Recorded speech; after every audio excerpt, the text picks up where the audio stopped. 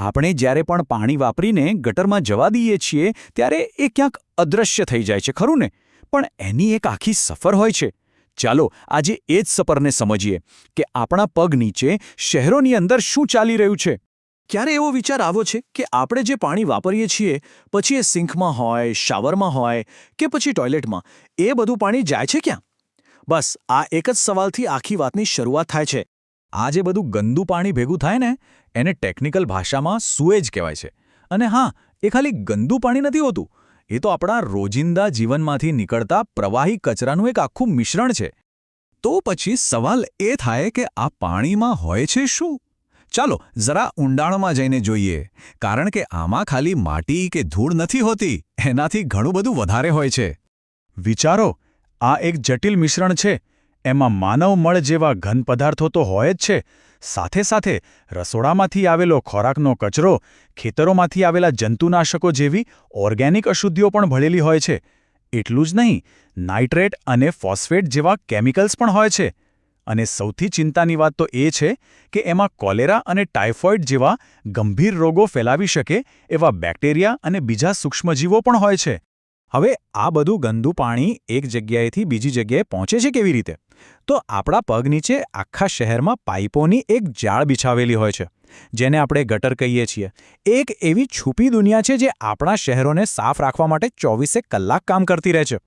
તો આ બધી ગટરનું પાણી છેવટે જાય છે ક્યાં? એ પહોંચે છે એક ખાસ જગ્યાએ, એક એવી ફેક્ટરીમાં જ્યાં આ ગંદા પાણીને સાફ કરવામાં આવે છે. આ જગ્યાને કહેવાય છે વેસ્ટ વોટર ટ્રીટમેન્ટ પ્લાન્ટ, એટલે કે WWT. આ પ્લાન્ટની અંદર પાણીની આખી સફાઈ પ્રક્રિયા ચાલે છે. પાણીને ફરીથી નદી નાળામાં છોડતા પહેલાં એને ઘણા સ્ટેપ્સમાંથી પસાર થવું પડે છે. મુખ્યત્વે 4 સ્ટેપ હોય છે. ચાલો એક પછી એક જોઈએ. પહેલું છે એક મોટી જાળી, બીજું છે પાણીને શાંત પાડવાનું કામ, ત્રીજું છે એક ખાસ ક્લિનિંગ ક્રૂનું કામ, અને છેલ્લે ફાઇનલ ટચઅપ. તો સૌથી પહેલાં તો પાણી જેવું પ્લાન્ટમાં પ્રવેશે કે તરત જ એને એક મોટી જાળીમાંથી પસાર કરવામાં આવે છે. તમે એને એક મોટો કાંસકો સમજી લો, જે પાણીમાંથી પ્લાસ્ટિકની બોટલો, કપડાના ટુકડા, લાકડીઓ, આવો બધો મોટો કચરો અલગ કરી દે છે, જેથી આગળ મશીનરીમાં કોઈ પ્રોબ્લેમ ન થાય. મોટો કચરો નીકળી ગયા પછી પાણીના ફ્લોને એકદમ ધીમો કરી દેવામાં આવે છે એક મોટી ટાંકીમાં. આવું કેમ? કારણ કે જ્યારે પાણી શાંત થાય ત્યારે એમાં રહેલી રેતી, કાંકરી અને બીજા ભારે કણો ધીરે ધીરે નીચે બેસી જાય, પછી એને ત્યાંથી કાઢી લેવામાં આવે છે. હવે પાણી પહોંચે છે એક બીજી મોટી ટાંકીમાં.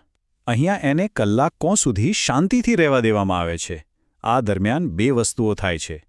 જે પણ ઘન કચરો, જેમ કે માનવ મળ હોય છે, એ ધીમે ધીમે નીચે બેસી જાય છે અને એક કાદવનો થર બનાવે છે. અને જે તેલ અને ગ્રીસ જેવી હલકી વસ્તુઓ હોય એ પાણીની ઉપર આવી જાય છે, જેની ઉપરથી કાઢી લેવામાં આવે છે. અને હા, પેલો જે કાદવ નીચે જમા થયો હતો એને ફેંકી નથી દેવાતો, એનો પણ જોરદાર ઉપયોગ થાય છે. એને એક અલગ ટાંકીમાં નાખવામાં આવે છે, જ્યાં ખાસ પ્રકારમાં બેક્ટેરિયા જે ઓક્સિજન વગર જીવી શકે એનું વિઘટન કરે છે. આ પ્રોસેસમાંથી બને છે બાયોગેસ, જેમાંથી વીજળી બને છે. અને છેલ્લે જે વધે એ સુકાઈને ખેડૂતો માટે ઉત્તમ ખાતર બની જાય છે. કચરામાંથી કંચન, ખરું ને? સારું, તો હવે લગભગ સાફ થયેલું પાણી આગળ વધે છે. હવે આવે છે અસલી ખેલ.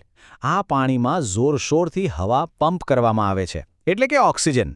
આ ઓક્સિજન મળતા જ પાણીમાં રહેલા સારા બેક્ટેરિયા, આપણી નાનકડી સફાઈ ટુકડી, એકદમ એક્ટિવ થઈ જાય છે અને એ લોકો પાણીમાં બચેલો બધો જ ઓર્ગેનિક કચરો ખાઈ જાય છે, એકદમ સફાઈ કરી નાખે છે.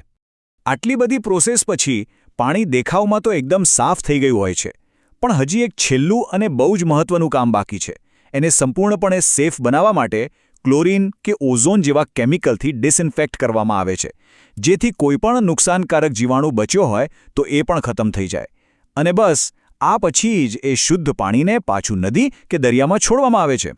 પણ એક મિનિટ, જ્યાં આવા મોટા પ્લાન્ટ કે ગટરની વ્યવસ્થા જ નથી ત્યાં શું? શું ત્યાં સ્વચ્છતા શક્ય નથી? સદનસીબે એના માટે પણ કેટલાક સ્માર્ટ ઉપાયો છે. ચાલો એના પર પણ એક નજર નાખીએ. એક બહુ જ સરસ ઉદાહરણ છે વર્મી પ્રોસેસિંગ ટોયલેટ. આ એક એવી ડિઝાઇન છે જેમાં માનવ મળને ટ્રીટ કરવા માટે અળસિયાનો ઉપયોગ થાય છે. આમાં પાણીનો વપરાશ પણ બહુ ઓછો થાય છે અને કચરો સીધો જ પોષક તત્વોથી ભરપૂર ખાતરમાં ફેરવાઈ જાય છે. એકદમ ટકાઉ ઉકેલ. અને આ બધી સ્વચ્છતાની વાત આપણે કરી રહ્યા છે એ આટલી બધી જરૂરી કેમ છે? કારણ કે સ્વચ્છતાનો સીધો સંબંધ આપણા આરોગ્ય સાથે છે. જો સ્વચ્છતા ન હોય તો કોલેરા, ટાઇફોઇડ, પોલિયો, કમળો જેવા કેટલાય ભયંકર રોગો ફેલાઈ શકે છે. આ કોઈ નાની વાત નથી. હવે આ આખી સિસ્ટમ બરાબર ચાલે એની જવાબદારી ખાલી સરકાર કે ટ્રીટમેન્ટ પ્લાન્ટની નથી. આપણી પણ એમાં એક મોટી ભૂમિકા છે. દરેક વ્યક્તિનો નાનો પ્રયાસ પણ મોટો ફરક લાવી શકે છે. ચાલો સમજીએ કે આપણે શું કરી શકીએ. સૌથી પહેલાં તો એ સમજવું પડે કે ગટર કચરાપેટી નથી. એમાં શું નાખવું અને શું નહીં એનો ખ્યાલ રાખવો બહુ જરૂરી છે. જેમ કે રસોઈનું તેલ કે ચરબી એ પાઇપમાં જઈને જામી જાય છે અને આખી લાઇન બ્લોક કરી દે છે. પછી કેમિકલ્સ, દવાઓ કે પેઇન્ટ જેવી વસ્તુઓ એ પેલા સારા મદદગાર બેક્ટેરિયાને મારી નાખે છે જે પાણી સાફ કરે છે. અને હા, ચાની પત્તી, શાકભાજીના છોતરા કે બાળકોના રમકડા જેવો ઘન કચરો પણ ક્યારેય ગટરમાં ન નાખવો જોઈએ. એટલે એકદમ સીધો અને સરળ નિયમ છે. કોઈ પણ ઘન કચરો ગમે તેટલો નાનો હોય એને હંમેશા ડસ્ટબિનમાં જ નાખો. આ એક નાનકડી આદત આપણી આખી ગટર વ્યવસ્થાને મોટી મુશ્કેલીઓમાંથી બચાવી શકે છે. મહાત્મા ગાંધીએ કહ્યું હતું કે વ્યક્તિગત પહેલથી ઘણું બધું થઈ શકે છે. જ્યારે મોટી સંખ્યામાં લોકો ભેગા મળીને કોઈ કામ કરે તો એનાથી બહુ મોટો ફરક પડી શકે છે. આ વાત અહીં બરાબર લાગુ પડે છે.